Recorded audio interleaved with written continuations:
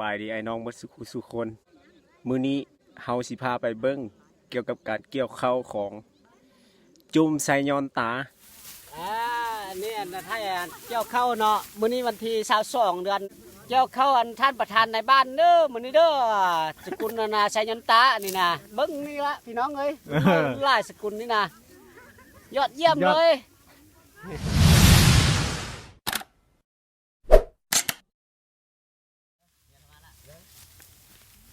เกี่ยวกันเลยก็คือเก้าอย่างแล้วคือเก้านะมาช่วยนี่ทิ้งเลยนี่โอ้ยอย่าหวานมาเฮ้ยอย่าหวานมามันไปแล้วแม่เดียวนะ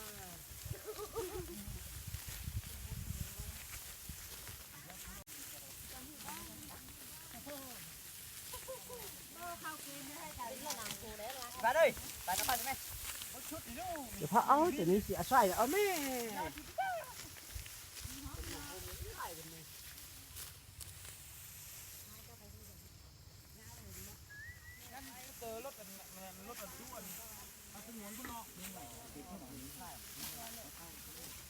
เขาได้ฟังทีนี่สิ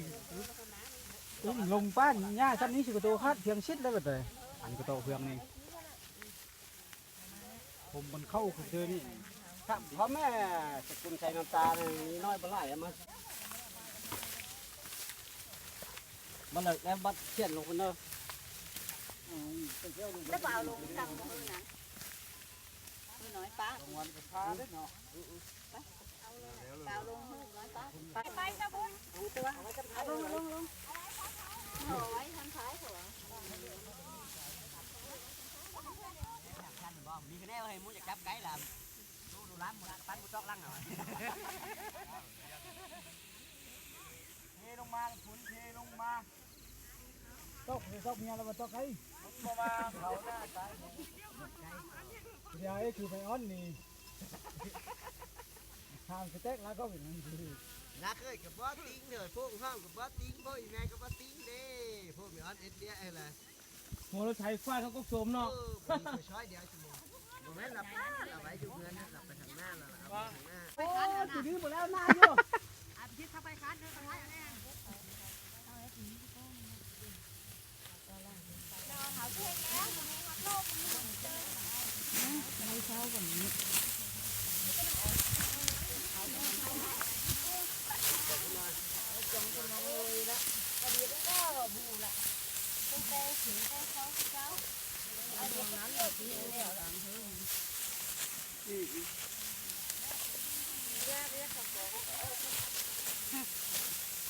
เลยคิดมาสักเองกินน้ำเขาอย่าน้ำเชื่อน้องเรา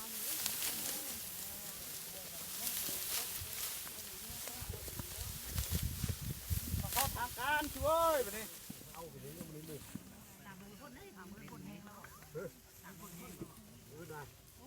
มือหือกระซังความ ติ๊กข้าวจักทำเมียบข้าวได้เนาะ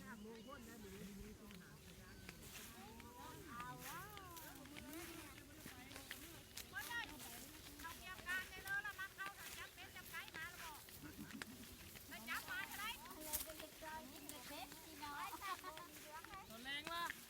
โอ้เกี่ยวยานี่ก็ตอนแรงก็พุ่นละทำพวกเครื่องทำมันทำมันพุ่นละ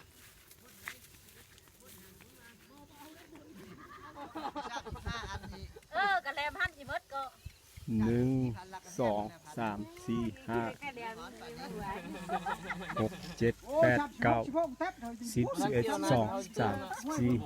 อย่าพูดเลี้ยงควายนะ 6 7 8 9 20 11 12 13 14 15 16 17 18 19 30 31 32 33 34 ลูกเป็นไฮเลยเจ้าเรียกไปละ แกลง2คันเลยบ่ เป็นไฮยิบเลยเฮ็ดถ้ามีเงินน้อยนึงเชิญน้ำมันละ 35 แกลง2คันเล เอา ยว างจะเลยละเงินหน่อยนึงเชิญน้ำมันเงินน้อยนึงเชิญน้ำมันเชิญเต็ม